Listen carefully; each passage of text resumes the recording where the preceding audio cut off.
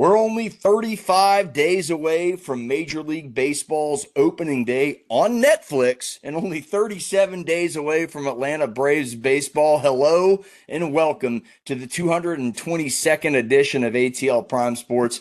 I'm JJ Jurjevich. Joining me tonight's my fabulous producer, Wayne Ridenauer, in the wonderful Memphis, Tennessee. And you can catch us all at ATL Prime Sports, Facebook, Instagram, X, YouTube, Apple, and Spotify. And of course, if you like the content, give us a like, give us a thumbs up, and leave a review on Apple or Spotify, or give us a little subscription on the old YouTube. We're a bunch of good guys doing this for free and fun. First and foremost, you can follow us personally on X at JJ Get You One for myself, at RWY Jr. for Wayne, at Corder Todd for TC Todd Corder, who is out play-by-play calling the Clayton State versus Augusta game tonight on the PBCSportsNetwork.com. So if you want to check that out, and LG for real, though, for Larry Gardner, who is your PA voice tonight at McCamish Pavilion as the Georgia Tech Yellow Jackets host the number 14 Virginia Cavaliers. Wayne, how you doing tonight, buddy? I'm doing pretty well. We had an exciting race this weekend down in Daytona. Up until about halfway, it was pretty mundane, and they were, holding back, trying to save fuel. But then all the wrecks started happening. They kept having them right up until the last 100 feet, I guess. And it allowed Tyler Reddick, whose team is owned by Michael Jordan. It's either 23XI or 2311. I don't know how they're saying the name of the team. And interestingly enough, that's one of the teams that's suing NASCAR right now. So, that's going to be for an odd little meeting. Yeah, odd little meeting, but I as one person said it, I guess it was a great race if you like races finishing basically under caution and one guy not leading the lap. As you mentioned, good thing they went back to that old school style this year, because it helped off right off the bat. Yeah. Reddick would have already been in the playoffs, cruising the rest of the season. Right. So, yeah, very interesting there. I'm doing excellent, not as well as the USA men's hockey team, though. They defeated Sweden 2-1 today in overtime, or earlier Wednesday, I should say, as we film this bad boy, to advance to the semifinals. They will face off against Slovakia Friday afternoon at 3:10 p.m. Eastern Standard Time. Go USA. What's on tap for today's show? A GSU sports report with the voice of the Panthers, Dave Cohen, and we'll talk some college basketball, and we'll go with the full court press. Give you the last four in, first four in, first four out, and maybe someone not on our radar right now that might make a run, and we'll talk about those Georgia Bulldogs as well. But first and foremost, baseball season is underway, and the men's Panthers are 9-18 on the season. Dave Cohen joins us for the GSU Sports Report. Dave, thanks for coming on. How are you this evening? I'm doing pretty good. Good to be back with you guys. I wish I had a lot more exciting and positive news to bring to the ATL Prime Sports podcast. We had a little run there about a month ago with a 4-game winning streak, and we thought maybe you had turned the corner a little bit with regards to the college basketball season. But since then, we've lost 6 in a row. Was in Virginia this past weekend, lost an overtime game, 81-79 at James Madison. If we had just done what we are best at this year, shoot free throws, we might have been able to get out of Harrisonburg with that win. And then went over to Norfolk, Virginia, and lost there on senior day to the Monarchs of Old Dominion. And so right now, 9 wins, 18 losses, 6-8 in Sun Belt Conference play, currently 11th in the 14-team Sun Belt. One positive is that there are 4 games to play in the regular season, starting Thursday night with Georgia Southern, followed by a return trip to Atlanta by James Madison. The fact they're going to play 4 straight games at home to close out the season before everybody heads down to Pensacola for the Sun Belt Conference tournament. So that's kind of where Georgia State basketball is right now. The first time we played Georgia Southern, interestingly enough, it was down in Statesboro. It was the first conference game of the year. I can't remember the last time we opened conference play in state against Georgia Southern. But what was a 4-point, I think it was a 4-point lead for Georgia Southern at halftime. They just blew it wide open in the second half, and it was 90 something to 60 something, a game and a score that we were all ready to forget. So we'll get them back in the Georgia State Convocation Center coming up on Thursday night. Panther fans are looking forward to that. Absolutely. It is state, not Southern week, but you mentioned a lot of what I was about to say. Rough start, 1-9. They kind of trickled back. You could, okay, they're okay in conference play.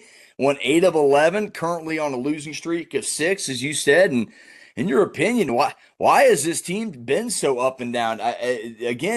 What's crazy to me is they're a good free throw shooting team, but in general, they're a bad field goal percentage team.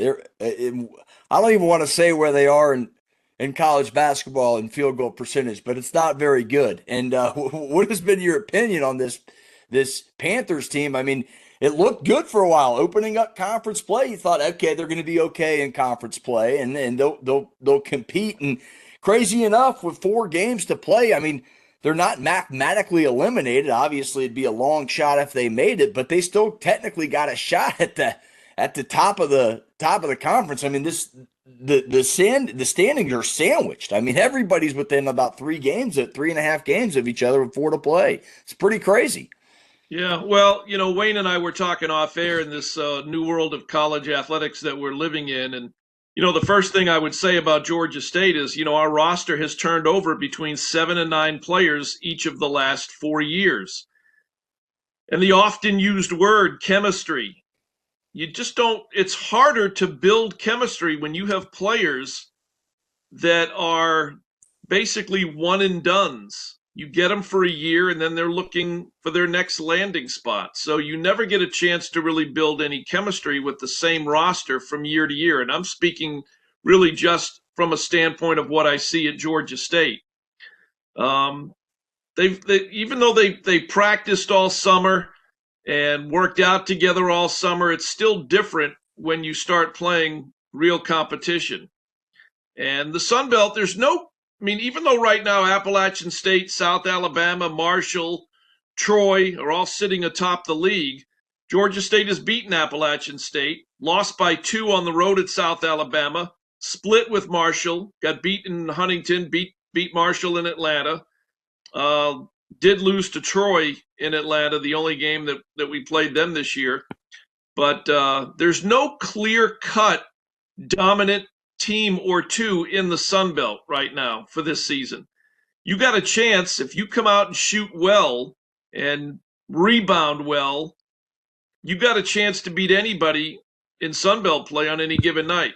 One thing you mentioned, and when you look at those national statistics, I'm sure we're near the bottom in field goal percentage because we're at 38%. Then again, we're near the top in free throw percentage at 78%. It's nuts. Well, are you going to start playing teams that don't try to block all the shots? That, and I'll tell you one other thing. That Georgia State has an issue with most games, not every game. And I harp on it. If you've ever listened on the radio, I'm sure I sound like a broken record. Georgia State - we give up too many offensive rebounds. Teams get second and third opportunities because of their ability to offensive rebound the ball against us, against Georgia State. So, you couple that with shooting 38% on average. You're gonna have nights where you're not going to be able to win ball games, and they've battled a little bit of injury. For Georgia State on this last trip to Virginia, Ja'Kai Newton did not travel with us. Don't know what his availability will be for the rest of the season. Micah Tucker did not play last Saturday in Norfolk at Old Dominion. That's your second leading scorer. So that's a big loss. And I'm not saying we would have won the game anyway. We go into Norfolk after losing in overtime at James Madison, and one thing I never like to do from the Georgia State standpoint is go into a visiting team arena on senior day, because I will tell you that 8-18 Old Dominion Monarch team that we played last Saturday looked more like an 18-8 team, Yeah, they did. not 8-18. They looked fantastic in the second half. I think I even said it on the radio once. How is this team 8-18? If they play half as well as they've played in the second half, they should at least be a little bit above 500. Yeah. Well, you know what? Memphis experienced a similar thing when Tulane came here. They're below us in our conference standing, but they played way better than us, and I think we've still got to go down to New Orleans and play them one more time.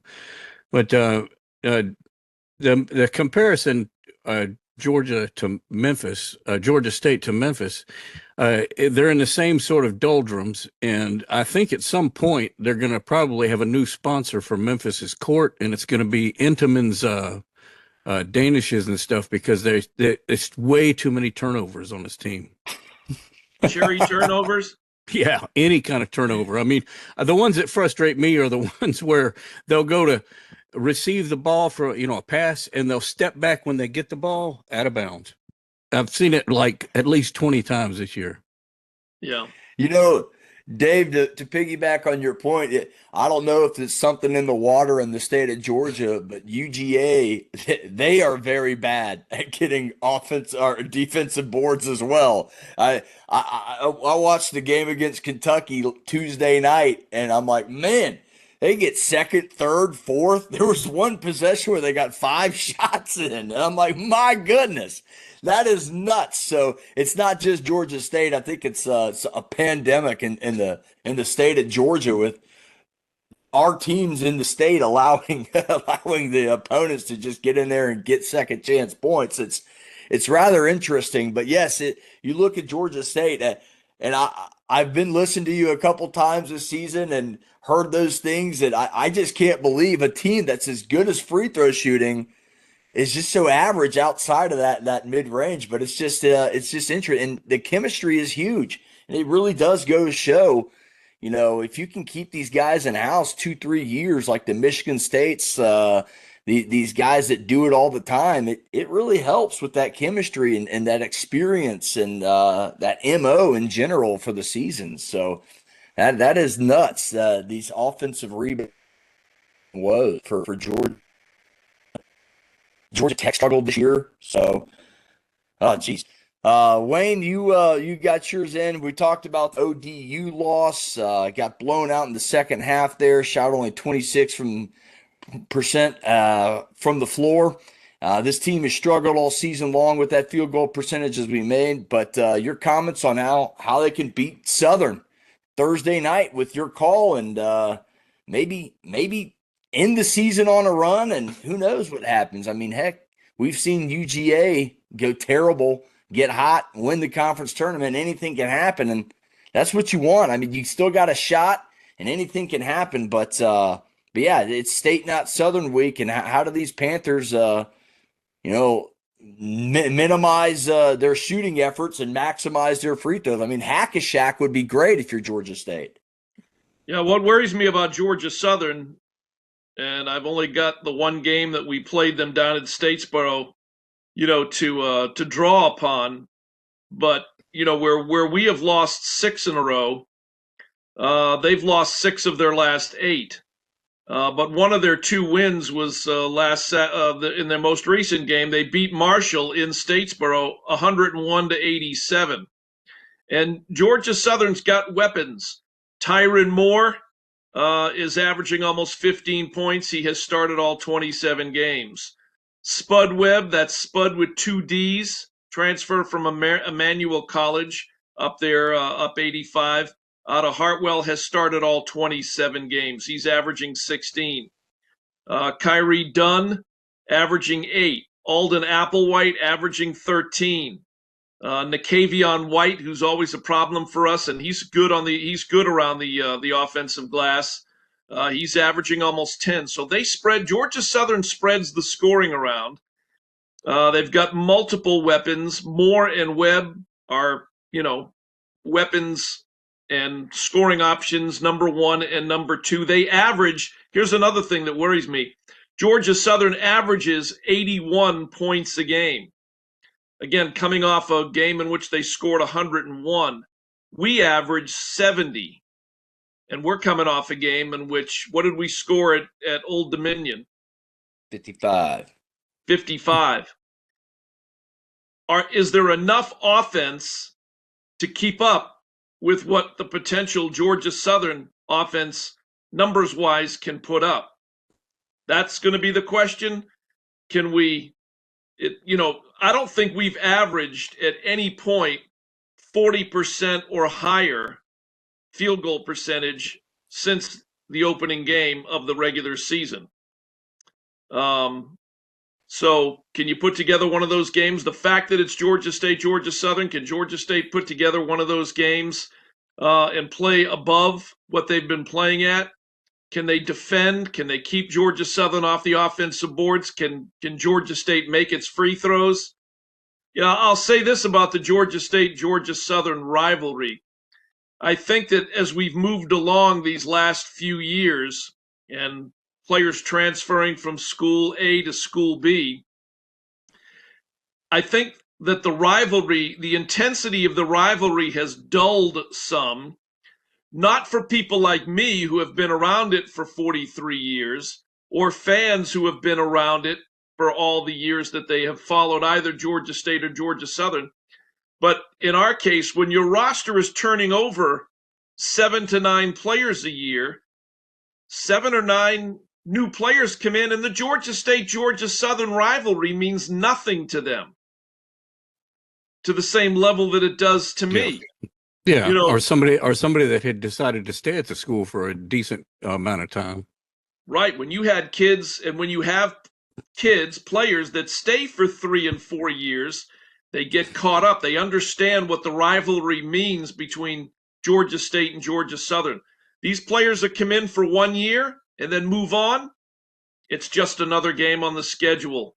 Somebody may tell them that it's a big rivalry game and there may be a little bit more intensity, but they don't understand the history of the Georgia State-Georgia Southern rivalry. Same could be said for a Georgia Tech-Georgia game, where you've got players that come in for 1 year and then move on.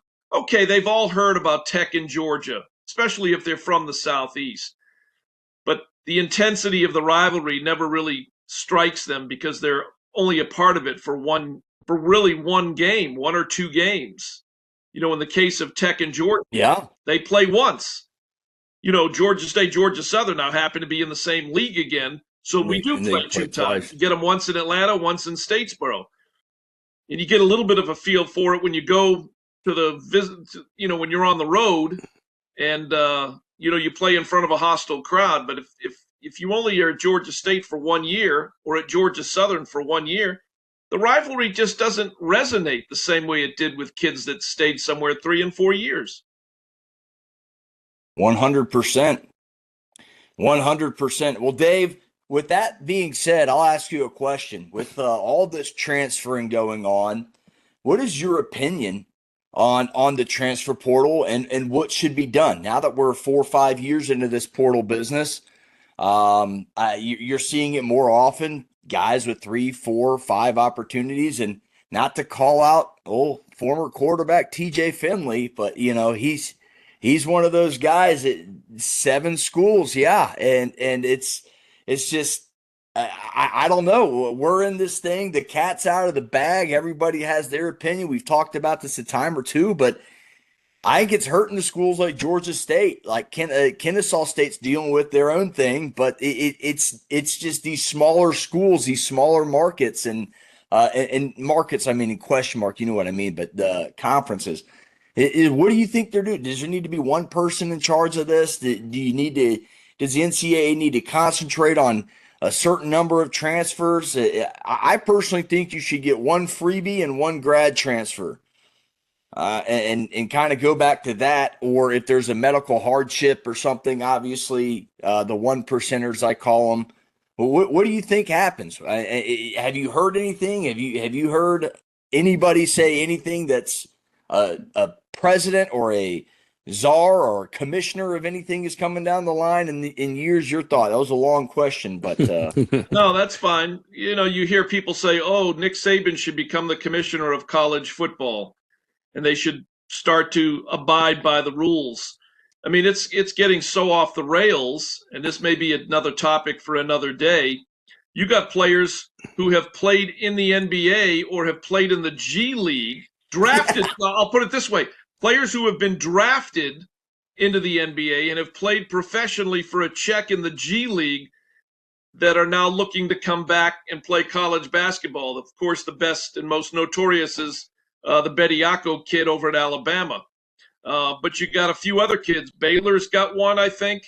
And there's one or two others that are making the attempt.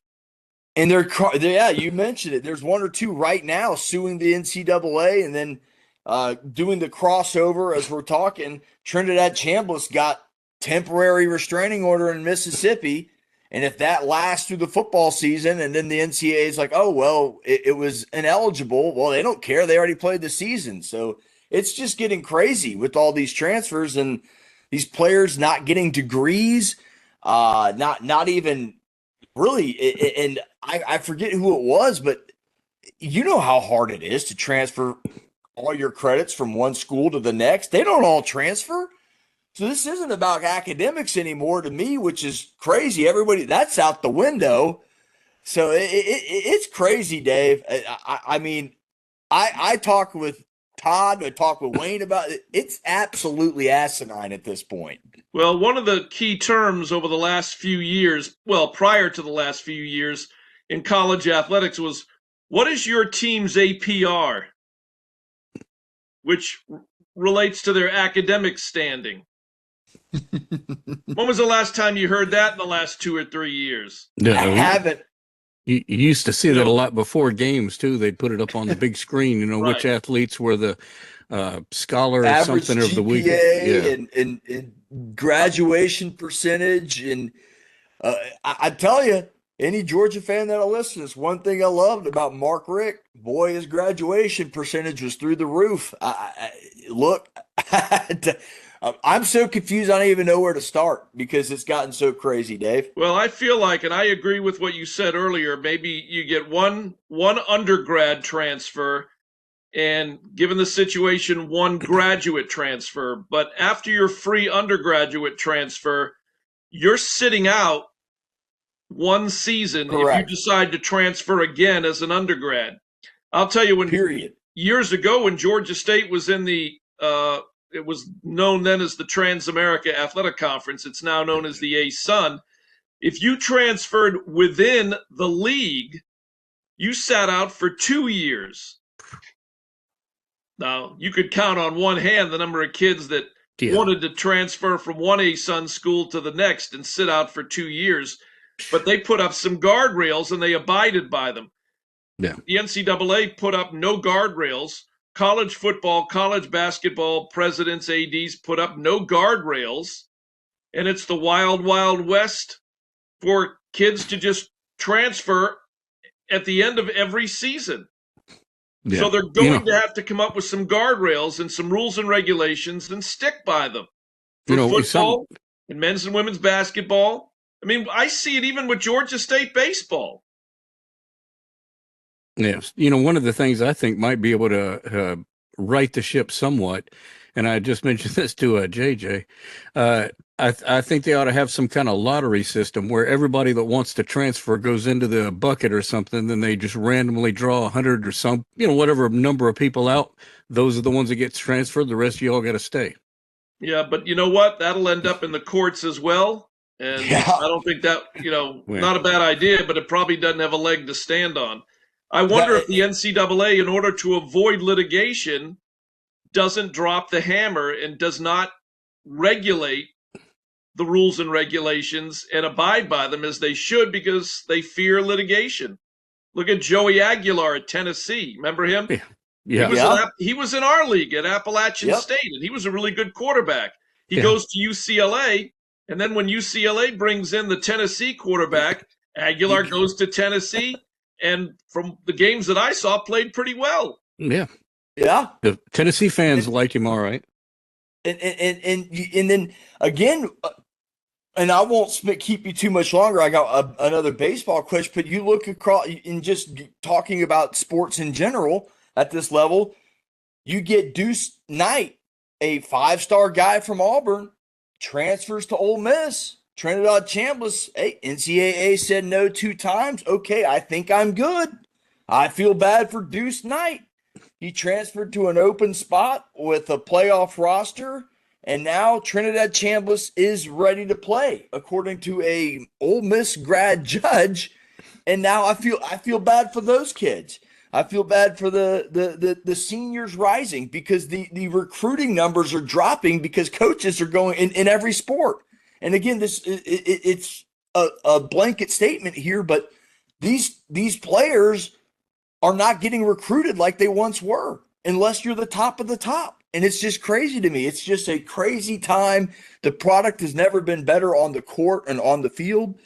But off it, boy, it's a complete mess. So, Dave, we could talk for that for days. I do want to switch over to baseball. Baseball is underway for the Panthers, folks. Off to a 3-1 start, by the way, beating New Orleans in a clean sweep. More momentum gaining with the news of the new stadium being approved. Your thoughts on this year's 2026 men's Panthers team and the new stadium, which looks like fall of 26? Is that right? Okay. Well, they won't play. Georgia State baseball won't play in the new ballpark, which is on the site of the old Atlanta Fulton County Stadium until the 27 season. When it's all said and done. Ready to play? I guess can they do practices and all that stuff there in the off season? Will it be ready for off season workouts? I guess that's a to be determined. I mean, right now you got earth movers on the site in the early days and weeks of construction. So this will be the final year at the ballpark at Panthersville for baseball.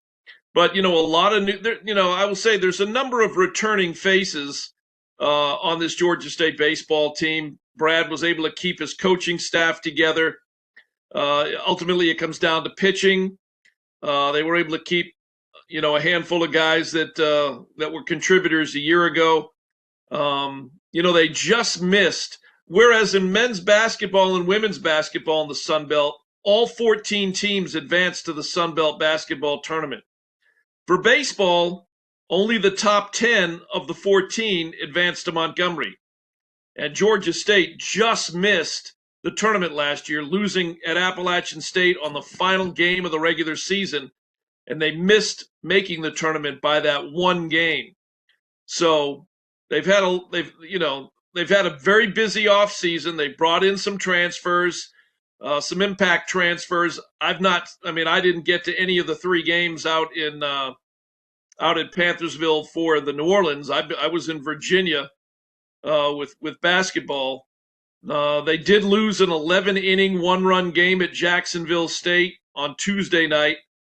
And then on Wednesday night, Brad had them right back on the road down to Macon, Georgia to take on Mercer. So he's challenging them early, back-to-back road games, Jacksonville State, Mercer, to get ready for Sun Belt Conference play. And look, I don't need to tell you guys, I've said this before on this podcast, that if you really step back and look at it, after football, because football, as we know, drives everything, the Sun Belt really is a baseball conference before it's a basketball conference. In the last 3 years, last year they got 2 teams in the NCAA regionals. Prior to that, they got 4, and 3 years ago they got 4 teams in the NCAA baseball tournament.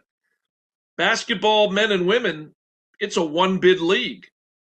Baseball is treated like a major sport at many of the Sun Belt schools. Georgia State historically has not treated its baseball program like it has now football and over the years, men's and women's basketball. We've been decent. We've had some 30 and 35 win seasons, but we've never been consistently really good at baseball. Part of the reason is the facility. If you've ever been to the ballpark at Panthersville, look, I love the place. I've been going out there for 40 plus years, but every single high school in Metro Atlanta has a nicer facility than Georgia State baseball currently. And I'm not going to lie, that's the truth. But I would counter that by saying, for the people that knock our baseball facility, over the years, until the Braves left downtown Atlanta, where was Georgia State Athletics going to find land in the middle of the seventh largest market in the country to build a college baseball stadium? Who could Correct. afford to buy that land in the middle of downtown Atlanta on campus to build a baseball stadium? Never going to happen. That's why I tell people, as many people that were upset about the Braves' decision under the cover of darkness to bolt downtown in Turner Field for what is now Truist Park in the Battery, man, that was a blessing for Georgia State, because out of it we got a football stadium. Yep. We got the land to build the Convocation Center, an 8,000-seat basketball arena, and we got the Fulton County Stadium property where we will now be able to build a nice college baseball stadium. But if the Braves don't leave Atlanta, that doesn't happen. Where are we? We're still at Panthersville. We're still at the sports arena for basketball, and I don't know where we would be playing football. Mercedes-Benz Stadium, I guess. And it's nice down there. When you invited Wayne and I to the Memphis game, we enjoyed it, and it's a pretty nice stadium. I mean, it is, and it's a nice area. They're revamping the area. It's going to be really nice for students. You got some hotels, some apartments down there, student housing. It's just going to be really nice when it's all said and done. Final question for you. What are they? Have they decided what they're actually going to do with the Hank Aaron monument? Are you talking the monument that's out there where the ball, the Hank Aaron 715 little piece of the fence? Yeah. Are they going to incorporate that into the new stadium or? Yes. Cool. And then when the Braves left Turner Field, they were allowed to take all of the statues out of the plaza except one, the Hank Aaron statue, because that belongs to Fulton County. That did not belong to the Atlanta Braves, or the Fulton County Stadium Authority owned that statue. So upon the completion of the stadium, as I understand it, they're going to move the Hank Aaron statue over to the plaza in front of the baseball stadium. Cool. So at the front, you'll have the statue. And then I'm guessing it'll be the outfield, that piece of the fence where Aaron's 715th hit off of Al Downing, went over the fence. That will stay and be incorporated as part of the new baseball stadium. Trivia question. You remember who caught the ball in the bullpen? Oh, geez. I know the answer to this. He now works with quarterbacks, interestingly enough, the last time I read something about him. I know the answer, and I can't think of the player that caught it. Tom House.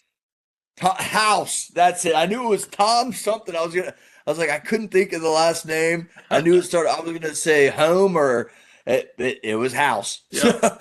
Close enough. Well, Dave, thanks for joining us so much. We appreciate it. Listeners, you can catch the voice of the Georgia State Panthers on X at GA State Voice. And Dave, it's always a pleasure catching up with you, man. March Madness right around the corner. All right, appreciate it. We'll talk to you on the radio and on ESPN Plus. Let's hope Georgia State can play well in these final 4 regular season games here in town. Absolutely. And as always, give our listeners a shout out how they can catch that State, not Southern game tomorrow. All right, evening. well, Thursday night, Georgia State, Georgia Southern. It's an 8 o'clock tip, which is a little later than we normally tip. We'll be on ESPN Plus and on the radio side on the 50,000-watt, 88.5 FM WRAS. And then those folks that are outside Metro Atlanta who don't have access to ESPN Plus, you can listen on the GSU Athletics mobile app, lowcountryradio.com, the Radio Garden app, the TuneIn Radio app. Just search WRAS, and you'll find us. Thanks so much. Dave Cohen, voice of the Georgia State Panthers, football, basketball, and baseball. We'll see you next week, Dave. Have a good one. All right, you guys take it easy. Thanks. All right. Go Panthers. Again, Dave Cohen, voice of the Georgia State Panthers, joining us here on ATL Prime Sports. You can catch Dave at GA State Voice on the old X. Selection Sunday is only 25 days away, Wayne. Many teams have only 4 or 5 games left to improve their shot at making the NCAAs. Who do you have as your last 4 in, your last 4 out? As of right now, February 18th, knowing That a whole bunch can change, Wayne. Let's have Well, some fun with this thing, man. I'm going to be honest, listeners. I'm going to go heavy on the Bulldogs after a big win versus Kentucky the other yeah. night. So one of my last four in. A lot of people wanted to say they were surely in. La di da. I do not. I think the way they played in the SEC, they were not so much. So that's one of my last four ins. I'll let you shoot it off, man. We'll start this Yeah. thing off, Wayne. You Well, think? listen, if you and I have the same 8 teams here, then I'm gonna think that we maybe need to get into the sports betting market. All right, last four in. I'm gonna Yeah, we'll do take. the in first. Actually, I'm gonna go ahead and just start it off. I think Georgia is one of the last four in, and same thing with San Diego, St. Mary's, and UCLA. Well, that's pretty crazy. We got three or four. Well, Three or four. So I also have Georgia. I got the UCLA Bruins, who are 9-6 in the Big Ten. They got that big win versus Purdue. I have San Diego State as well, kind of a defensive basketball team. They've made a couple runs as of late. Future Pac-12 member next year. And then I got Texas A&M from the SEC. okay. One of the top scoring teams in the land as well, 11th. If you're looking into that, 89 plus a game. So I like the offense. Georgia, let's hone in on the Dogs for a little bit, because this team has an opportunity to do something that technically hasn't been done since 1996. Really, they did it in 2002, but we all know what happened in 2002, the old Jim Herrick Jr. test. How many points is a three-pointer worth? Who's the best assistant coach in the nation? Yeah. Couple of easy pop quiz tests. So Georgia hadn't had anything happen since that, and I like to laugh at that because it's just good old fashioned fun at this point. But yeah, they beat University of Kentucky in Rupp Arena. Wayne, only the fifth time that's ever happened. Yeah. Not in my lifetime. You might think this might happen in 38. No, 100 plus years of basketball, baby. That's only the Georgia Bulldogs' fifth time winning at Rupp Arena. 5-40 overall record. How about that? So, huge win Tuesday night for the Dunkyard Dogs, who lead the country in field goal percentage, shots taken dunk wise. Crazy stat. So they call them the Dunkyard Dogs. It's kind of fun. They're top 10 in scoring. Boy, they can really run.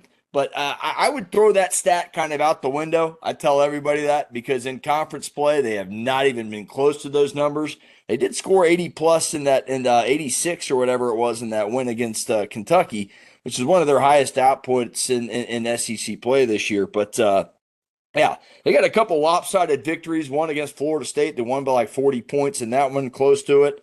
They beat one team 120 to 80 something earlier in the year. But Georgia gives up a lot of points.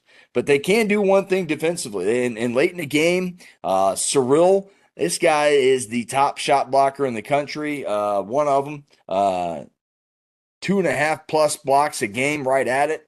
The guy can really protect the rim down low. But I mentioned it, Georgia is awful at giving up second chance, third chance, fourth chance, fifth chance, 18th, 19th, 20 chance points, it seems like. I'm obviously exaggerating. But they are terrible at it, Wayne. And it is awful. But you and I agree. I do think Georgia's done enough. They're out of conference schedule. Don't really look at it because they didn't play many people. Their best loss out of conference was Clemson, a very close Clemson loss. Their best out of conference win is probably, I guess, Xavier. But then they do have some pretty big wins in the conference, especially putting their hat on the season, hanging the hat on their season with that win against Kentucky. So huge win for Mike White and these Georgia Bulldogs. They have a lot of players that play. Blue Kane, Wilkins, Dominique's son, starting to come around. He is explosive. He can fly through the air like his papa. And I'm telling you, this team is exciting to watch because Blue Kane didn't start the season out very well behind the arc in the SEC play, but he's really shot well above 30% from beyond the arc since the rocky start. So I like what Blue Kane's doing. And let me tell you something. If they can figure out a way, this was their Achilles heel last year. They got to find a way to not lull themselves to sleep on offense, Wayne. They got to find a way to get that extra bucket, get that mid-range shot to stop that 8-0 run, to extend it from being 10, 12. And I Yeah. said that in NCAA runs. That's the key in the NCAA. When you're up by 8 or 9 and you make it 10, you make it 12, and then they get on a 6 or 8-0 run, you got to make sure it doesn't get to that double-digit run mark. And then that's how you really win ball games. And you got to prevent those long runs. You got to be able to prevent second chance points. And that's why I like the Dogs to really get that hump off their back this year, Wayne. And I'll get your opinions on it in a second, but I really like the ability they can block shots. So they have a defensive prowess about them. You can't just go to the hole and score easy on these Dogs, but they will take it to the house and they will get a dunk on you and they'll back you down. And I call it ass to glass, but they'll put that thing behind you and post play, and they'll get it in there and take easy points all day long, dish it out for the long three. But I do think this is ATL Prime Sports. This is Georgia's best shot to win a tournament game in about 15 or 20 years. So, Wayne, what your thoughts? Let's hone in on these Bulldogs. What do you see from Georgia, man, that you like, that they're going to stay in this last 4 in or even work their way up? I've got a feeling that it's all going to come down to the conference tournament and how well they do in the conference tournament. I don't think they'll win the conference tournament, but I think they'll do well enough to be one of the last 4 in as an at-large. I don't know if that's going to be one of the play-in games or whether it's going to just be one of the final ones that get in. But you got any more thoughts about them, or do you want to get on who we think is going to be the first 4 out? Yeah, let's go in. I just wanted to hone in on Georgia. Yeah. You don't get to talk Georgia basketball that often, and anyone in this state really, unless it's Mercer beating Duke. So we went from first 4 in, which we both put Georgia, we both put San Diego State and UCLA. You had who was St. Mary's? St. Mary's out on West Coast, and I had Texas A&M, another top scoring team. And last year, Texas A&M. They had a pretty good run there at the end of the season. So San Diego State, first team in. Let's get to our first 4 out right now. I got Missouri on that line. I got New Mexico. I got Cal, and I got Ohio State. And we got one similar. We got one in that one. What you got for your first 4 out? Well, first 4 out for me is VCU, Virginia Tech, Tulane, and Missouri.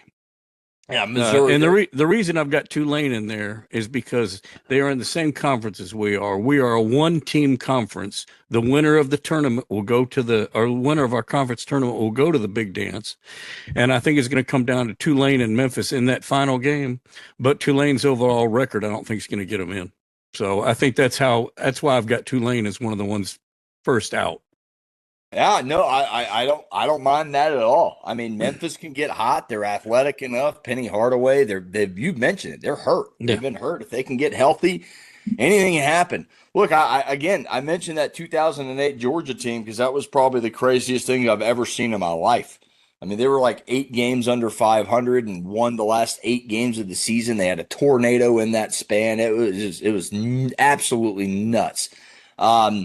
I think it was 2008. It might have been a different year, but pretty close. But yeah, I like Missouri.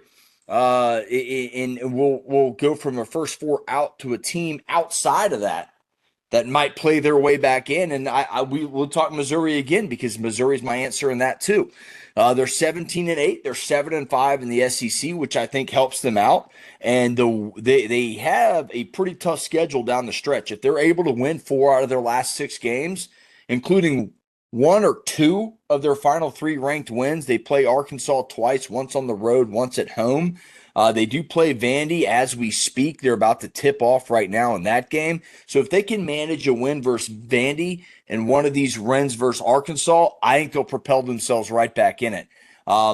They're led by guard Mark Mitchell, leads the team in scoring and assists, right at over 18 a game. So they got good guard play, and they have like I said, they have a really good shot of winning 4 of these last 6 games. I think they can, and I think as much as they've established themselves as out right now, they can easily play them the way back in, and that's why I have that one. Someone outside your last 4 right now that gets in the dance, and my answer is Missouri. Do you have a team right now that you think plays their way in, or is it your Memphis Tigers? You think they get hot and play their way in through the conference tourney? I think they get hot and play their way in, and I kind of think that's the way Georgia's going to do too, but just without the conference tournament win.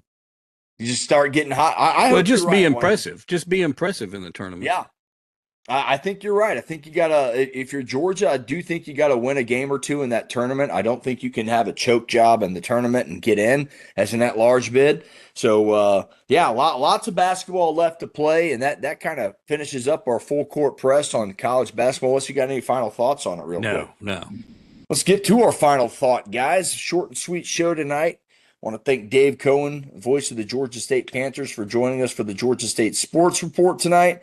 My final thought, it's just going to come down to baseball, really, and what's going on with the Dodgers. You know, I haven't gotten a chance to really say this yet, and I just don't know. Do I think what they're doing is wrong? No. I can see both sides of the fence. I can shoot it straight here. But what I don't like is the fact that I do believe what the Dodgers are doing is single-handedly going to lead to a lockout in December.